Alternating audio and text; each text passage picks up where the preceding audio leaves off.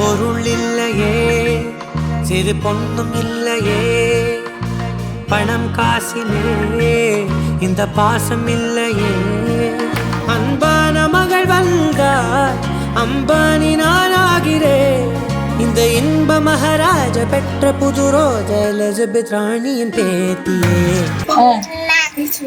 தாயே தாயே மகளன வந்தாய், தந்தை